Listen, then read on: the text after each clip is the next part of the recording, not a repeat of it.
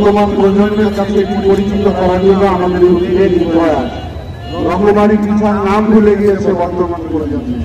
বর্তমান ফাস্টফুডের যুগে বাচ্চারা আসক্তি হয়েছে ফাস্টফুডে, যেটি স্বাস্থ্যের জন্য অত্যন্ত ঝুঁকিপূর্ণ। পাশাপাশি মাতৃভাবে বাঙালি আমরা, এই ঐতিহ্যবাহী মাছ বাংলাদেশের মানুষের সবচেয়ে প্রিয় সুস্বাদু খাবার, কিন্তু এটিও বাংলাদেশের যদিও এখন বিশ্বের মধ্যে তৃতীয় স্থান অধিকার করেছে। আমরা মনে করি যারা মৎস্যজীবী রয়েছে তাদের প্রচেষ্টা আগামী দিনে বাংলাদেশ যাতে সারা বিশ্বের প্রথম স্থান অধিকার করতে পারে। মাছ স্বাস্থ্যের জন্য যেমন ঝুঁকিপূর্ণ নয়, মাছ বিভিন্ন প্রকারের রয়েছে। মাছ নিয়ে নানান গান রচনা করা হয়েছে, মাছ নিয়ে নানান সঙ্গীত রচনা করা হয়েছে, সাহিত্য রচনা করা হয়েছে। মাছ আমাদের জীবনের একটি অত্যন্ত প্রিয় জিনিস। সে কারণে আমি এই যে মাছ এবং পিঠাকে কেন্দ্র করে এই মেলার আয়োজন করা হয়েছে।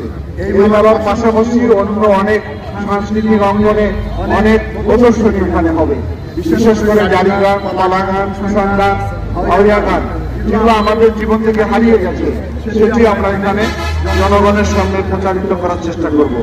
আশা করি এই দিনে সকলের আজকে থেকে 31শে ডিসেম্বর পর্যন্ত এই মেলা পরিচালিত হবে। এখানে আপনারা আসবেন, আনন্দ পাবেন, বিনোদন গ্রহণ করবেন, একটি মিলন মেলায় যাতে পরিণত হয়। বাংলাদেশের মেলাগুলোতে নানান অপসংস্কৃতিতে ভরে গেছে, জুয়া, আউজি, উলঙ্গ নৃত্য, সেখান থেকে একটি ব্যতিক্রম ধর্মী এই মেলা। এখানে অত্যন্ত স্বাভাবিকভাবে পরিবারের ছেলে মেয়ে সবাইকে নিয়ে আপনারা উপভোগ করতে পারবেন।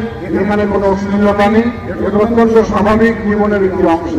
সুতরাং এই মেলা যাতে সাফল্যমণ্ডিত হয়, এলাকার মানুষের কিছুদিনের জন্য একটি বিনোদনের জায়গা হয়, এই আশাবাদ ব্যক্ত করে আজকের এই মৎস্য মেলার শুভ উদ্বোধন ঘোষণা করলাম। ধন্যবাদ সবাইকে। জ্যেষ্ঠ নুনিয়ে মৎস্য মেলার শুভ উদ্বোধন করছেন প্রধান অতিথি অধ্যক্ষ আসাদুল হাবিব মহোদয়। সবাই একটা জোরে তালি দিবেন।